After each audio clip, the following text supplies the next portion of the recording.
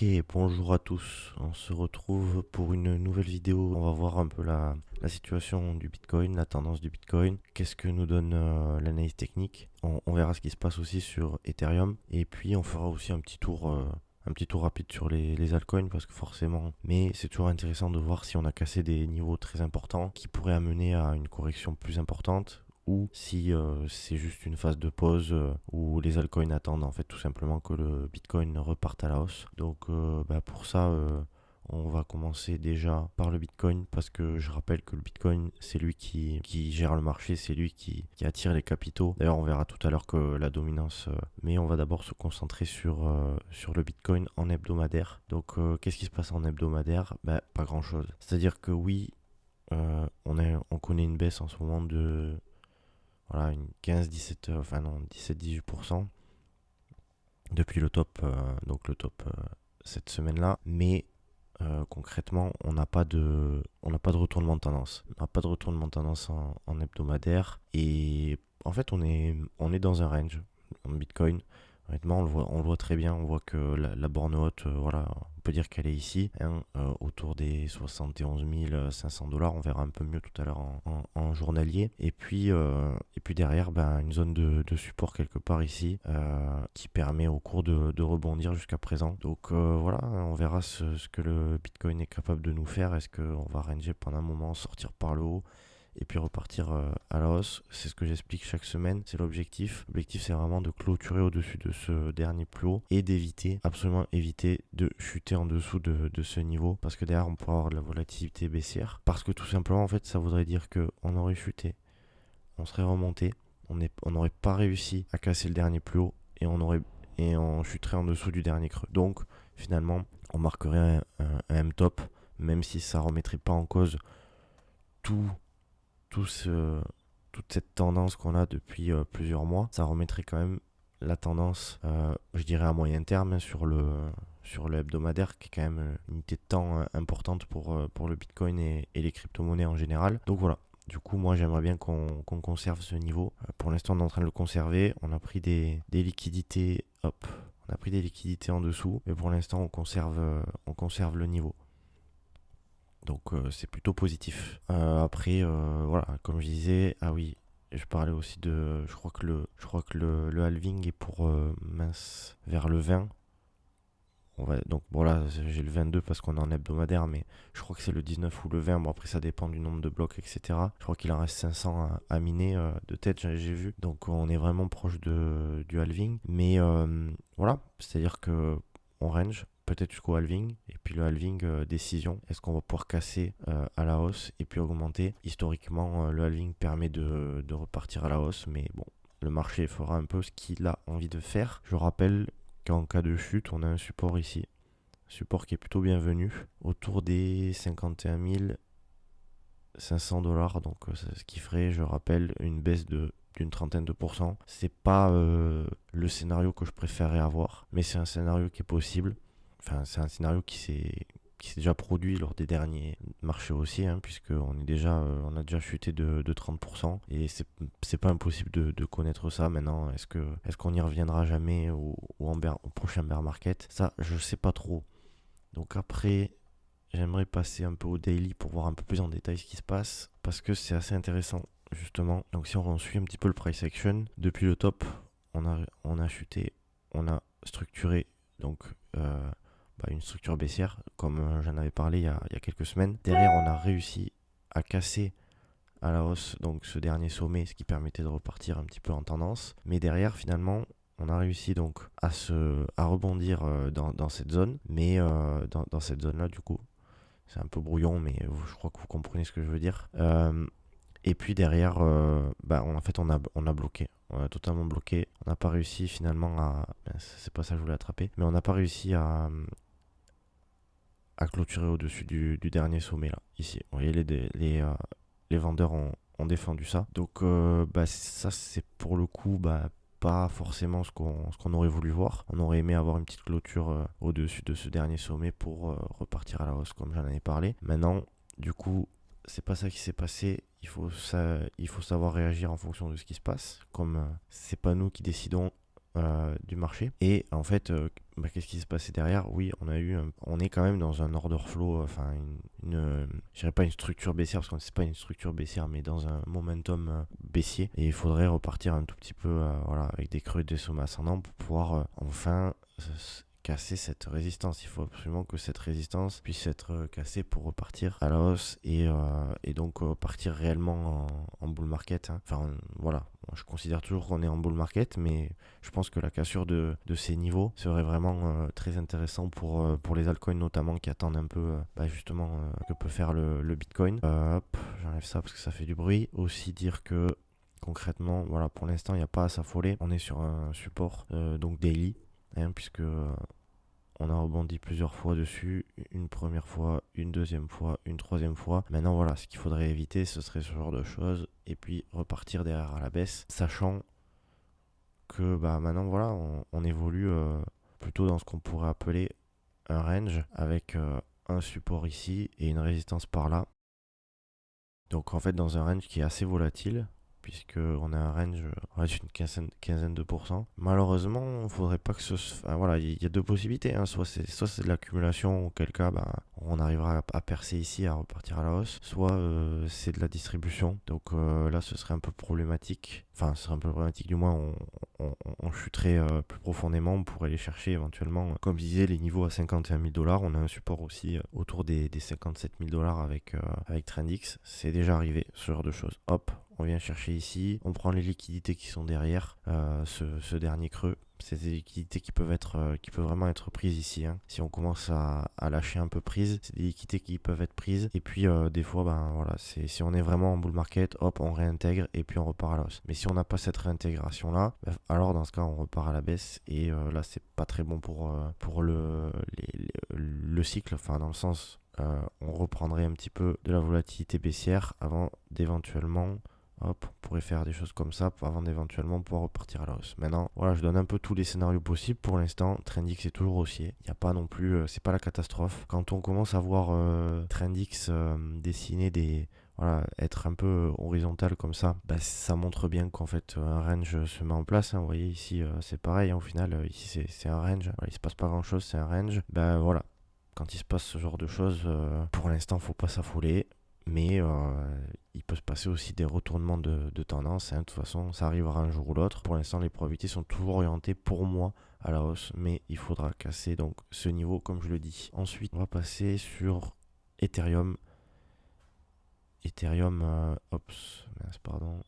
donc qui est allé chercher un peu plus les liquidités au sud, mais Ethereum finalement qui est toujours lui aussi, alors c'est le range il est plutôt je dirais entre ces deux bornes là, donc on pourrait continuer à faire ça, éventuellement repartir à la hausse, etc., un peu comme sur le Bitcoin, puisqu'on est quand même dans une dynamique plutôt haussière, donc il n'y a pas à s'affoler non plus. Ça dépendra du Bitcoin, c'est à dire que le Bitcoin s'il commence à chuter, Ethereum alors là, il y a très très peu de chances pour qu'Ethereum fasse ça et reparte à la hausse. Ça, faut bien se le mettre en tête. Donc là, qu'est-ce que j'aimerais voir Ce que j'aimerais pas voir déjà, c'est une clôture sous ce creux. Et une clôture sous ce creux, ça ferait une dynamique baissière. Et donc là, derrière, on pourrait éventuellement revenir sur cette zone qui est totalement possible de retoucher tôt ou tard. Notamment un retour sur Trendix à 2500 $. C'est pas impossible. Dans une zone où voilà, il y a du support, à voir un peu ce qui va se passer. Ça, c'est le scénario baissier. Le scénario haussier, ce serait du coup une reprise un peu de cette zone ici. On sent qu'elle fera maintenant résistance, donc les 3000, 3450, 3500 $. Et puis après, il nous faudra une clôture, quoi qu'il arrive, au-dessus des 4100. Et une clôture au-dessus des 4100, à mon avis, voilà, on voit que cette résistance ici, tac, ouais, c'est l'une des dernières résistances. On va le mettre en rouge quand même. C'est l'une des dernières résistances avant de retrouver la TH, à mon avis. Maintenant, on est voilà, si on est plus ou moins loin de la TH, mais mince, hop, on est quand même à une cinquantaine, soixantaine de pourcents de la TH. Si on commence à passer au-dessus d'ici, voilà, là, je pense que la TH sera marquée sur ETH, justement. Quelques semaines, quelques mois après le Bitcoin. Donc ça, on verra, ça va être entièrement en fonction du Bitcoin, hein, puisque pour l'instant, le test justement, c'était pas forcément prévu, mais j'ai bien envie de voir un petit peu ce qui se passe sur Ethereum Bitcoin, hein. Voilà, donc Ethereum Bitcoin en hebdomadaire, C'est pas, euh, c'est pas encore parfait, c'est pas encore ce qu'on aime.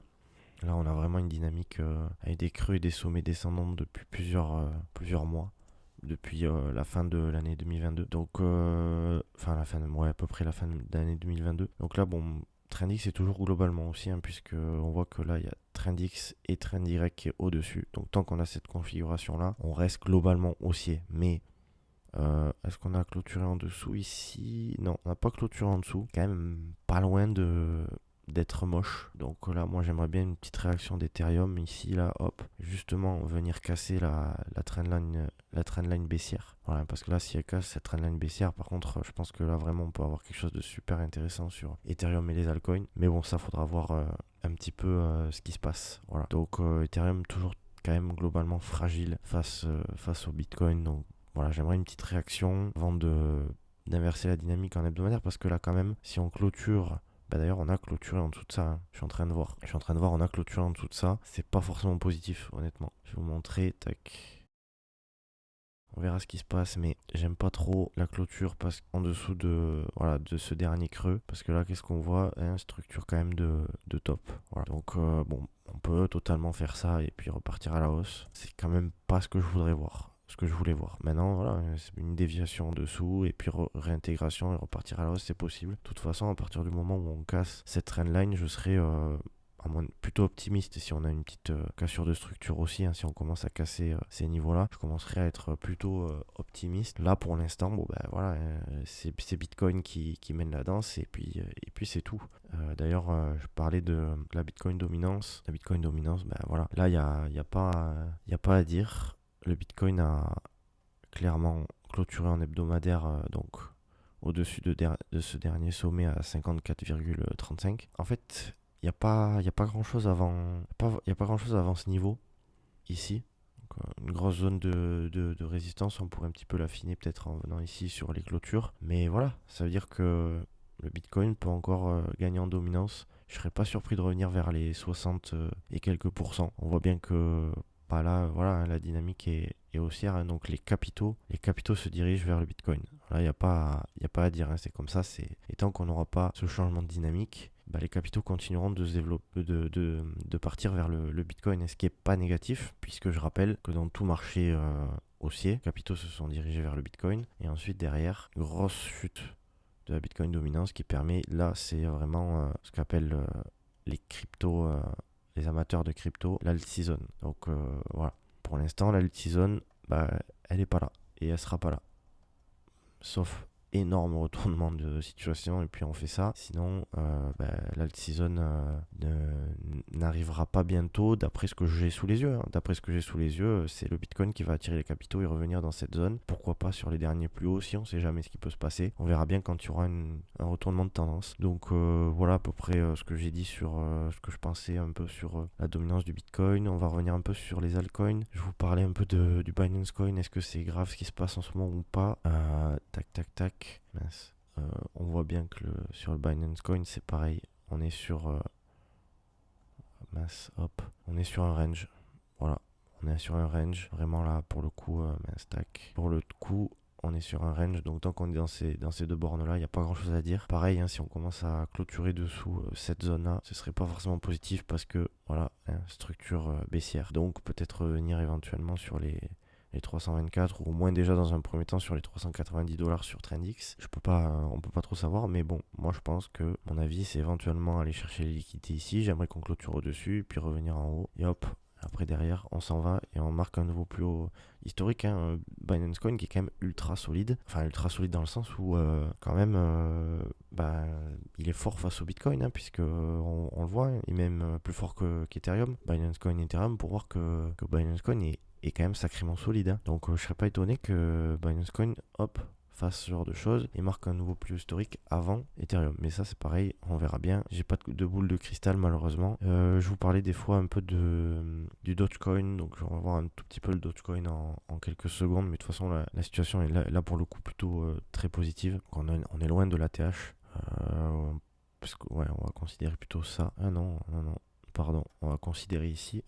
Donc on est loin de la TH, très loin de la TH, mais c'est pas forcément négatif, hein, parce qu'à mon avis, il y a de grandes chances d'aller les taper tôt ou tard, taper la TH, je pense. On verra. De toute façon, on verra s'il y a un retournement de tendance d'ici là. Mais disons que là, en fait, on est vraiment sur une dynamique de creux sommet ascendant et même plus haussier que Binance Coin ou Ethereum ou Bitcoin. Hein. On a clôturé au-dessus des 0,20 637 et donc là en fait c'est plutôt positif hein, parce que là on a ce niveau à défendre et tant qu'on est au-dessus de ce niveau en fait on n'est pas dans un range, on est dans une structure haussière. Donc voilà, maintenant c'est possible qu'on forme un range quand même ici en attendant, mais on n'est pas dans un range, on est dans une structure haussière et une clôture au-dessus maintenant de cette zone ici permettrait à mon avis de revenir ici. Donc s'appuyer sur cette résistance qu'on voit mieux, je me rappelle pour vous avoir montré un petit peu la situation en mensuel, je crois que c'était la semaine dernière ou la semaine d'avant. Voilà, une grosse résistance ici, on a eu un fort rejet, c'est quand même normal, il n'y a pas de problème, 35-40%, on peut avoir plus éventuellement. Une clôture au-dessus permettrait à mon avis de prendre ce niveau en tant que support et de revenir ici. Et après il faudra péter ce niveau comme je disais, mais là c'est pas l'objectif de la vidéo d'aujourd'hui. Aujourd'hui, l'objectif, c'est de voir un petit peu où en sont les altcoins, voir si la situation est catastrophique ou pas. Pour moi, la situation n'est pas catastrophique. On va voir un petit peu sur Illuvium. Illuvium dont je vous ai parlé aussi. Hein, pareil, c'est la même chose, à peu près la même chose que le Dogecoin. Hein, on est sur une dynamique vraiment creux sommet ascendant. Donc là, moi, ce que j'attends, c'est ce genre de choses. Voilà. Après, on verra un petit peu ce qui se passe. Encore une fois, on n'est pas Madame Irma. On part de plusieurs mois quand même de baisse. Et puis, on commence à changer de dynamique. Moi, je pense qu'on va pouvoir revenir dans ces eaux-là. On verra où exactement. Mais c'est plutôt encourageant. Je crois que j'avais parlé de e-gold aussi récemment. Donc, lui, par contre, qui serait pas un petit peu moche celui-là. Donc là, on a vraiment une résistance qui tient. On va enlever ça. On a une résistance qui tient autour des 70$. Et puis, on avait clôturé ici, on a clôturé en dessous. Forcément, derrière, c'est pas forcément positif, sauf si on reprend directement les 80$. Mais ça n'a pas été le cas. Et du coup, sur e-gold, on structure presque une. Si, pas presque. On structure quand même quelque chose qui est assez baissier. Donc, bon.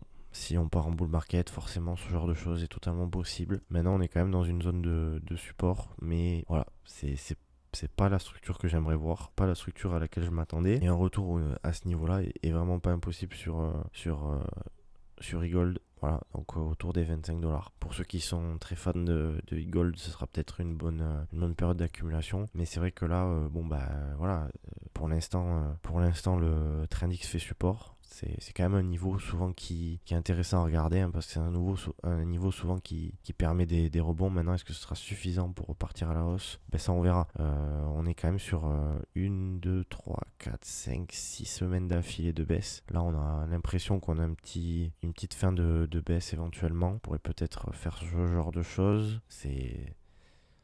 C'est pas la chart la plus bullish, hein. Forcément, je peux pas être aussi bull que sur un Dogecoin ou sur un Binance Coin même, qui a la possibilité quand même de marquer ce genre de choses. Et puis, on va faire un dernier tour sur Polytrade. Polytrade dont j'ai parlé, Real World Asset. Hop, on va enlever ça.